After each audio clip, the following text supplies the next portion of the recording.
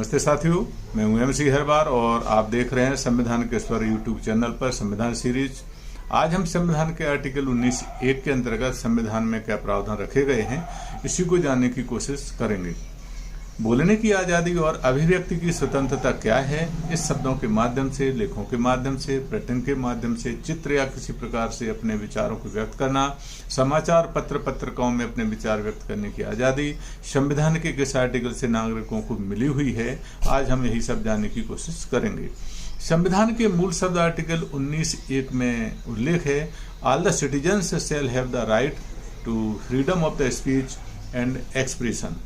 सभी नागरिकों को बोलने की आजादी एवं अभिव्यक्ति की स्वतंत्रता का अधिकार संविधान में दिया गया है। आर्टिकल 19(1) को हम उच्चतम न्यायालय द्वारा दिए गए फैसलों से बहुत अच्छी तरह से समझ सकते हैं।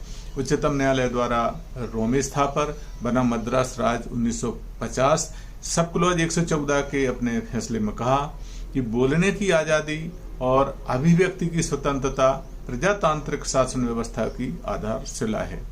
प्रत्येक प्रजातांत्रिक सरकार इस स्वतंत्रता को बड़ा महत्व देती है। इसके बिना जनता की तार्किक एवं आलोचनात्मक शक्ति को, जो प्रजातांत्रिक सरकार के संचालन के लिए आवश्यक है, विकसित करना संभव नहीं है। बोलने की आजादी और अभिव्यक्ति की स्वतंत्रता का अर्थ है शब्दों के माध्यम से, लेखों के माध्यम से, प्रिंटिंग के माध्यम से, चित्र या किसी प्रकार से अपने विचारों को व्यक्त करना तथा अभिव्यक्ति की स्वतंत्रता में किसी व्यक्ति के विचारों को किसी ऐसे माध्यम से व्यक्त करना है जिसमें दूसरों तक अपने विचारों को भेजा जा सके। विचारों को व्यक्त करने के जितने भी माध्यम हैं, अभिव्यक्ति के अंतर्गत आते हैं, जैसे प्रेस की स्वतंत्रता भी शामिल है। विचारों का स्वतंत्र प्रसारण ही स्वतंत्रता का मुख्य उद्देश्य है। यह भाषण द्वारा या समाचार पत्रों के माध्यम से भी किया जा सकता है। लोकहित के महत्व की बातों का प्रकाशन करने का समाचार पत्रों को पूर्ण अधिकार है और उस पर पूरा विरोध नहीं लगाया जा सकता। ऐसी बातों के प्रकाशन पर पूरा विरोध से प्रेस की स्वतंत्रता का अतिक्रमण होता है तथा यह असंवैधानिक है। नागरिकों को जानने का अधिकार एक मूलभूत अधिकार है, लेकिन इस पर वर्तमान और आसन्न खतरे के आधार पर प्रतिबंध भी लगाए जा सकते हैं। यह बात नरेंद्र कुमार बनाम भारत संघ 1960 सब क्लॉज 430 के मामले में उच्चतम न्यायालय ने भी कही। बोलने की आजादी और अभिव्यक्ति की स्वतंत्रता केवल अपने ही विचारों के प्रसार की स्वतंत्रता तक सीमित नहीं है, इसमें दूसरों के विचारों के प्रसार एवं प्रकाशन की स्वतंत्रता भी सम्मिलित है, जो प्रेस की स्वतंत्रता द्वारा ही संभव है। सूचना का अधिकार अधिनियम 2005 भी आर्टिकल 19(1) के अंतर्गत आता है। इस अधिनियम के अंतर्गत प्रत्येक नागरिक यह जान सकता है कि लोक प्राधिकारी गण सरकारी कामकाज को कैसे कर रहे हैं। देश के नागरिकों को लोक पदाधिकारियों के द्वारा सरकारी कामकाज का संचालन कैसे होता है, प्रत्येक सूचना को प्राप्त करने का अधिकार प्रदान किया गया है। बोलने की आजादी एवं अभिव्यक्ति की स्वतंत्रता को हम उच्चतम न्यायालय के एक फैसले secretary ministry of information and broadcasting बनाम cricket association of west Bengal 1995 sub clause 161 के द्वारा भी समझ सकते हैं, जिसमें उच्चतम न्यायालय ने कहा कि क्रिकेट का खेल अभिव्यक्ति का माध्यम है। यह भाषण एवं अभिव्यक्ति की स्वतंत्रता में सम्मिलित है। इस अधिकार के अंतर्गत मैचों का इलेक्ट्रॉनिक मीडिया, दूरदर्शन और रेडियो से प्रसारण करने का अधिकार भी सम्मिलित है। यह अधिकार मैचों के आयोजकों का है, जिसमें हस्तक्षेप नहीं किया जा सकता। आयोजक किसी भी मैचों का प्रसारण किसी भी एजेंसी से करा सकते हैं। सरकार को मैचों के प्रसारण का कोई अधिकार प्राप्त नहीं है। सरकार केवल आर्टिकल 19(2) के अंतर्गत प्रतिबंध लगा सकती है, अन्य किसी के आधार पर नहीं।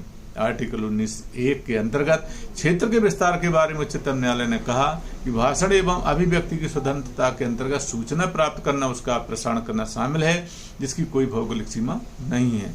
वायु तरंगें सार्वजनिक संपत्ति हैं और उनका प्रयोग सार्वजनिक फायदे के लिए किया जाना चाहिए। यह जरूर है कि आर्टिकल 19(2) के अंतर्गत सरकार विनियमित कर सकती है। उच्चतम न्यायालय ने निर्णय दिया कि सरकार क्रिकेट बोर्ड को प्रसारण करने के लिए लाइसेंस देने के लिए बाध्य है। उच्चतम न्यायालय के कुछ और फैसले भी हम जान सकते हैं, जैसे क्या किसी राज्य को फोन टेप करने का अधिकार है।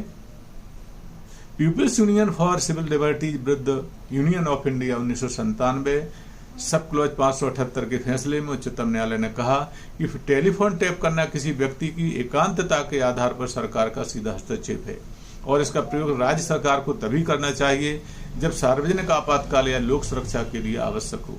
टेलीफोन टैप करने का आदेश केवल केंद्रीय सरकार के गृह सचिव और राज्य सरकार के गृह सचिव के द्वारा किया जा सकता है। इस प्रकार उच्चतम न्यायालय ने भारत सरकार के विरुद्ध फैसला सुनाया। उच्चतम न्यायालय का एक अन्य फैसला भी हम जान लेते हैं कि क्या राष्ट्रीय ध्वज किसी निजी कारखाने, परिसर में या निजी ऑफिस पर फहराया जा सकता है। भारत संघ बनाम नवीन जिंदल 2004 सब क्लॉज 1559 के फैसले में सुप्रीम कोर्ट ने कहा कि आर्टिकल 19(1) के अंतर्गत मकान पर राष्ट्रीय ध्वज फहराने का प्रत्येक नागरिक को मूल अधिकार है, किंतु यह अधिकार आर्टिकल 19(2) के अंतर्गत सरकार द्वारा निर्बंधन लगाए जा सकते हैं। न्यायालय ने कहा कि राष्ट्रीय ध्वज का फहराना राष्ट्र के प्रति अपनी भावनाओं और वफादारी के भाव को प्रकट करता है, जो नागरिकों का मूल अधिकार है। फ्लैग कोड के अंतर्गत राष्ट्रीय ध्वज का सम्मान करना प्रत्येक नागरिक के मूलभूत कर्तव्य है। इसके लिए कानून बनाने के लिए उच्चतम न्यायालय ने कोई सिफारिश नहीं की। आगे कहा कि फ्लैग कोड का पालन करना नागरिक की जिम्मेदारी है। अंत में आर्टिकल 19(1) को हम एक अनुदाहरण से भी समझने की कोशिश करेंगे। यह प्रकरण है यूनियन ऑफ इंडिया विरुद्ध cinema foundation act 1992 sub clause 637। Petitioner ने भोपाल गैस कांड पर मानव की मौत की घटनाओं पर एक डॉक्यूमेंट्री फिल्म बनाई थी। इस फिल्म को 1987 की सबसे अच्छी फिल्म का गोल्डन लोटस पुरस्कार भी मिला था। पुरस्कार वितरण के समय सूचना एवं प्रसारण मंत्री ने घोषणा की थी कि पुरस्कृत फिल्मों को दूरदर्शन पर प्रसारित किया जाएगा। पिटिशनर ने जब इसको प्रसारण के लिए भेजा तो दूरदर्शन ने इसके प्रसारण पर रोक लगा दी और कहा यह फिल्म पुरानी है, इसकी उपयोगिता समाप्त हो गई है, इसके नवीनीकरण की आवश्यकता है, इसका उचित सामंजस्य नहीं है, इस पर राजनीतिक दल संबंधित अनेक प्रश्न उठा रहे हैं तथा इसके प्रति टैक्स का प्रकरण न्यायालय के अंतर्गत विचाराधीन है। पिटिशनर ने दूरदर्शन के विरुद्ध उच्च न्यायालय में याचिका फाइल की। उच्च न्यायालय ने फिल्म के प्रसारण पर रोक लगा दी। पिटिशनर द्वारा उच्च न्यायालय के निर्णय के खिलाफ उच्चतम न्यायालय में अपील की गई। उच्चतम न्यायालय ने अपने निर्णय में आर्टिकल 19(1) के अंतर्गत निर्णय दिया कि फिल्म को प्रसारित करने का नागरिकों को मूल अधिकार है। दूरदर्शन ने उसकी फिल्म को प्रसारित करने से इनकार करके आर्टिकल 19(1) का उल्लंघन किया है।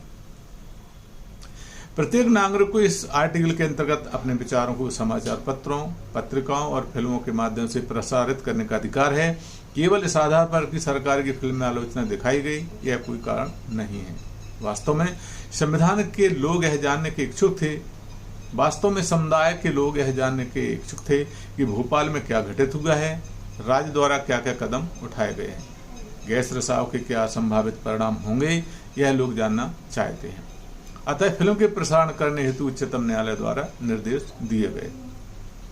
आर्टिकल 19(1) के अंतर्गत माननीय उच्चतम न्यायालय द्वारा दिए गए कई अन्य फैसलों का भी अध्ययन किया जा सकता है, जैसे इंडियन एक्सप्रेस न्यूज़पेपर विरुद्ध union of India 1985 sub clause 641, माननीय श्री रंगनाथ मिश्रा विरुद्ध भारत संघ 2003 सब क्लॉज 206, इसका भी हम अवलोकन कर सकते हैं। अजय गोस्वामी विरुद्ध भारत संघ 2007 सब क्लॉज 493 तथा टाटा प्रेस लिमिटेड विरुद्ध महानगर टेलीफोन निगम लिमिटेड 1995 सब क्लॉज 138, इसका भी अध्ययन किया जा सकता है। एक्सप्रेस न्यूज़पेपर विरुद्ध भारत संघ 1958 सब क्लॉज 578 तथा ब्रजभूषण विरुद्ध दिल्ली राज्य 1950 सब क्लॉज 129, इनको भी हम अध्ययन कर सकते हैं। साकल पेपर्स लिमिटेड बनाम भारत संघ 1962 sub clause 305, express newspapers private limited Bharat संघ बनाम भारत संघ 1986 सब क्लॉज 133 तथा रामगोपाल बनाम तमिलनाडु राज्य 1994 सब क्लॉज 632। इस प्रकार इसके अलावा उच्चतम न्यायालय द्वारा कई अन्य फैसले भी दिए गए हैं जो आर्टिकल 19(1) के अंतर्गत लोगों को एक अभिव्यक्ति की और बोलने की आजादी की स्वतंत्रता देते हैं। तो साथियों, यह थी संविधान के आर्टिकल 19(1) के अंतर्गत जानकारी जो आपको प्रस्तुत की गई है। जरूर आपको यह जानकारी अच्छी लगी होगी। जल्दी हम आर्टिकल 19(2) के साथ पुनः आपके समक्ष उपस्थित होंगे। तब तक के लिए धन्यवाद, नमस्कार।